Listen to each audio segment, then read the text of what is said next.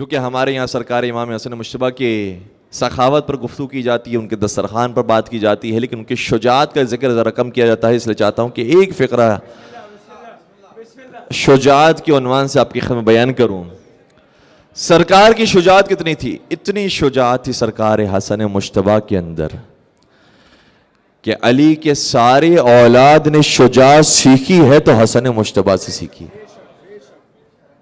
اس لیے باقاعدہ نہج البلاغہ کے اندر یہ جملہ موجود ہے کہ مولانا متقیان نے اپنے ایک بیٹے کو جنگ جمل کے اندر تیار کیا، نام ہے محمد حنفیہ۔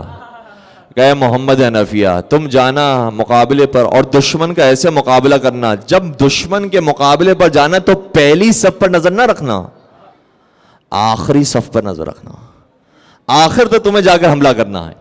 جب تم حملہ کرنا تو یہ نہ سمجھنا کہ تم جا رہے ہو، یہ سمجھنا کہ خدا کی دی ہوئی امانت تھی جو لوٹانے کے لیے جا رہا ہوں۔ اپنے سر کو خدا کی خدمت میں پیش کر کے پھر جانا، اور جب جانا لڑنے کے لیے تو اپنے دانتوں کو پیس کر اور دبا کر لڑنے کے لیے جانا، تاکہ پوری طاقت کے ساتھ دشمن پر حملہ کرو۔ محمد حنفیہ حیدر کرار کی نصیحتوں کو سننے کے بعد جنگ کے لیے نکلے، اور محمد حنفیہ ظاہر سی بات ہے کہ علی کا خون تھا، گئے لڑنے کے لیے، بہترین انداز میں جا کر لڑے، بہت سے کو واصل جہنم کیا، لیکن جو اصل فتنہ موجود تھا جب وہاں پر پہنچے تو ایسی تیروں کی بوچھاڑ ہوئی کہ پلٹ کر واپس آ گئے، اور جب پلٹ کر واپس آئے تو سر شرمندگی سے جھک گیا اور کہنے لگے گویا بابا جان میں وہ فتنہ ختم کر کے نہ آ سکا۔ علی نے کہا گھبراؤ نہیں، میں حسن کو بیچتا ہوں۔ حسن مجتبیٰ کو کھڑا کیا گیا، اور محمد حنفیہ کو تو نصیحتیں کی تھی، حسن کو کوئی نصیحت بھی نہیں کی۔ کہا بیٹا جاؤ حسن فتنے کا قلعہ قمع کر کے آؤ۔ حسن مجتبیٰ تلوار اٹھا کر چلے اور ایسی تیز رفتاری سے فتنے کی طرف آگے بڑھے، سارے آنے والوں کو واصل جہنم کرتے کرتے اس فتنے پر پہنچے اور نیزہ چھین کر نیزہ فتنے کے اندر گاڑا، اور پھر پلٹ کر واپس آئے تو بڑی خوشی کے ساتھ واپس آئے۔ محمد حنفیہ کا چہرہ اتر گیا، کہنے لگے اے علی میں وہ کام نہ کر سکا کہ جو آپ کی حسن نے کر کے دکھایا۔ ایک مرتبہ حسن مجتبیٰ نے تربیت اولاد کا درس ہمیں دیا، کہا اے محمد تو گھبرا نہیں، تجھ میں اور حسن میں بڑا فرق ہے، تو میرا بیٹا ہے، حسن نبی کا بیٹا ہے۔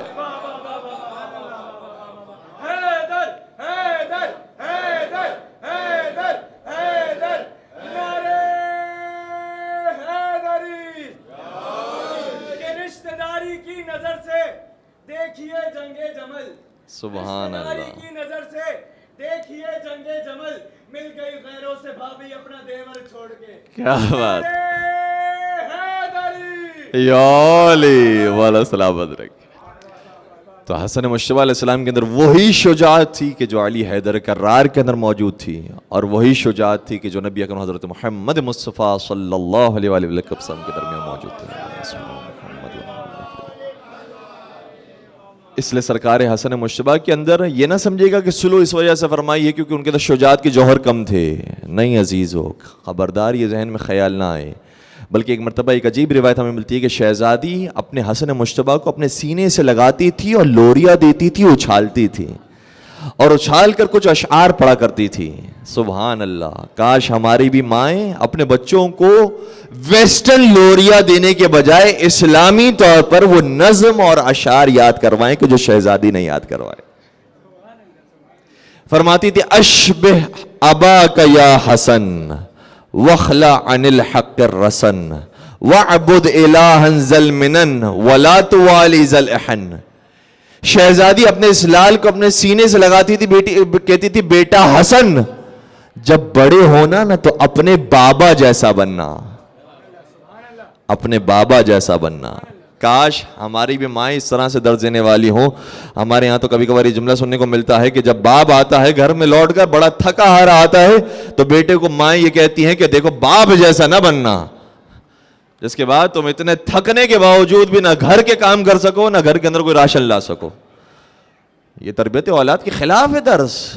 بچوں کے سامنے کبھی بھی آپ اپنے جو پرسنل میٹرز ہے اس کو ڈسکس نہ کیا کریں. اس لیے جب بھی بات کریں باپ کی ہمیشہ تعریف کے اندر بات کریں.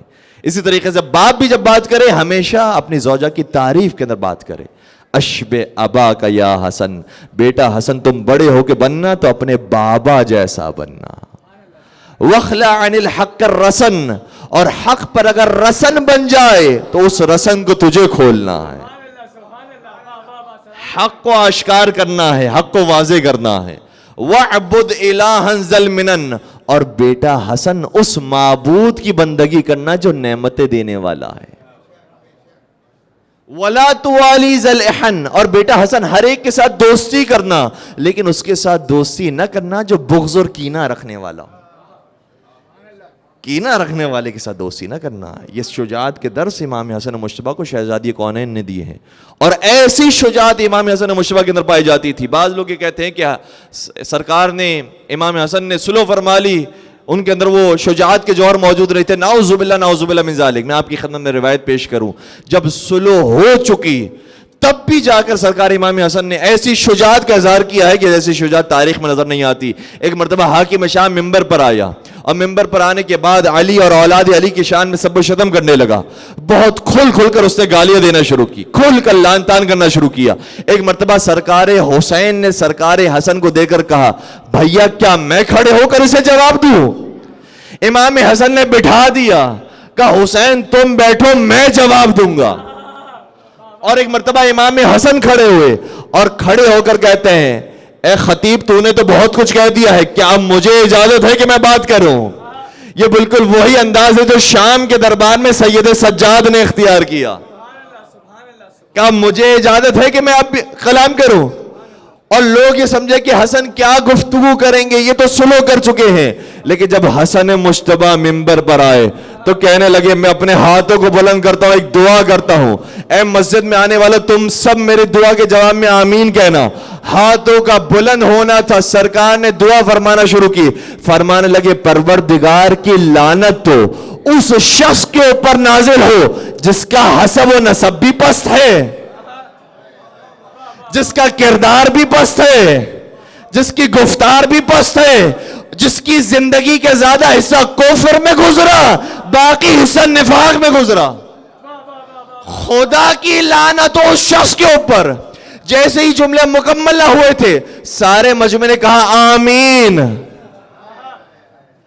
روایت سننے والوں نے بھی کہا آمین, روایت بعد میں نقل کرنے والوں نے بھی کہا آمین, روایت لکھنے والوں نے بھی لکھا آگے جا کر آمین. کسی کا نام بھی موجود نہیں تھا, نام کے بغیر لعنت بھیج دی. میں نے روایت سنائی, میں نے کہا آمین, آپ نے روایت سنی, آپ نے بھی کہا ماشاءاللہ, سب نے کہا آمین, کسی نے نام بھی نہیں لیا. لیکن لعنت اس کے اکاؤنٹ میں خود بخود پہنچ گئی جس کے لیے لعنت بنی تھی.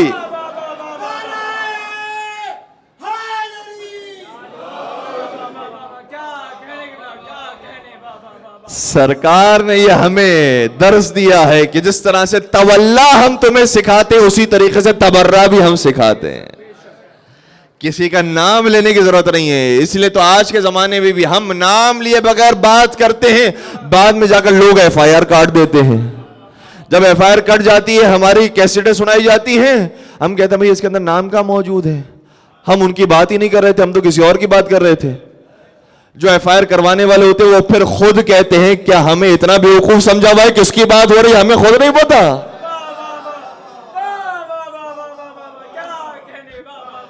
بھئی کمال کی بات تو یہ ہے کہ جب آپ جانتے ہیں کہ ان کا کردار ایسا ہے تو پھر مانتے کیوں ہیں؟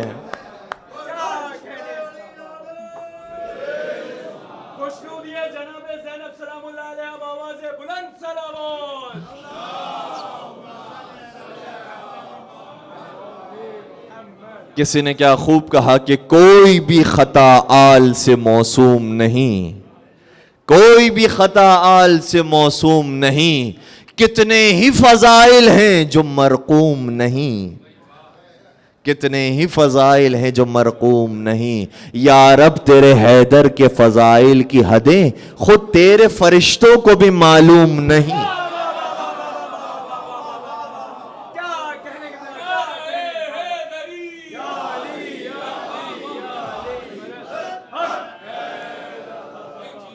اور کوئی یہ نہ سمجھے گا کہ یہ غلو کر دیا ہے. یہ جو اشعار ہیں میر انیس علی اللہ مقاموں کے تھے جو آپ کی خیر بیان کیے ہیں, اور میر انیس نے جو یہ اشعار کہے ہیں نا حدیث رسول کے مطابق کہے ہیں. رسول نے فرمایا تھا اگر دنیا کے سارے درخت قلم بن جائیں, سارا سمندر سیاہی بن جائے, لکھنے والے انسان ہو جائیں, حساب و کتاب رکھنے والے جنات اور فرشتے ہو جائیں, یہ سب مل کر بھی علی کے فضائل لکھنا چاہیں گے, یہ سب ختم ہو جائیں گے, فضائل علی ابن ابی طالب ختم نہ ہو.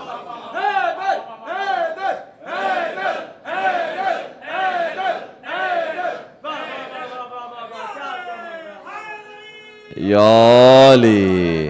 بس عزیزو, میں نے منزلیں ختم کی. مجلس امام حسین کا مقصد یہ ہے کہ لوگوں کو علی ابن ابی طالب سے آشنا کیا جائے, سرکار امام حسن سے, امام حسین سے, اولاد علی سے آشنا کیا جائے, کیونکہ مجلسوں کے علاوہ لوگوں کو نہیں معلوم ہے کہ اہل بیت کیا ہیں. مسجدوں کے اندر خطبے تو دیے جاتے ہیں, آج کا دن بھی نماز جمعہ کا دن تھا, لوگوں نے خطبہ جمعہ دیا ہوگا لیکن اہل بیت کا ذکر نہیں کرتے. ہم ان مجلسوں کے اندر اہل بیت کا ذکر کر کے بتاتے ہیں رسول نے 2 چیزوں کو چھوڑا تھا, ایک اللہ کی کتاب, دوسرے میرے اہل بیت. لہٰذا جیسے قرآن کا ذکر ہوتا ہے, اور الحمدللہ ہمارا کوئی خطیب, کوئی عالم ایسا نہیں ہوتا جو اپنی بات شروع کرے تو قرآن کی آیت سے شروع نہ کرے. قرآن کی آیت سے ہم شروع کرتے ہیں, قرآن کو بھی بیان کرتے ہیں اور پھر اہل بیت کا بھی ذکر کرتے ہیں. بس عزیزو,